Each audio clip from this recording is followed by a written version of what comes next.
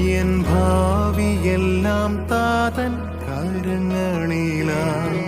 നിരാശ ഇനി എന്നെ തൊടുകയില്ല. പ്രത്യാശയാൽ അനുദിനം വർദ്ധിക്കട്ടെ. ഭയമോ ഇനി എന്നിൽ സ്ഥാനമില്ല.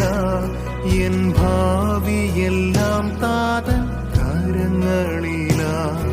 നിരാശ ഇനി എന്നെ തൊടുകയില്ല.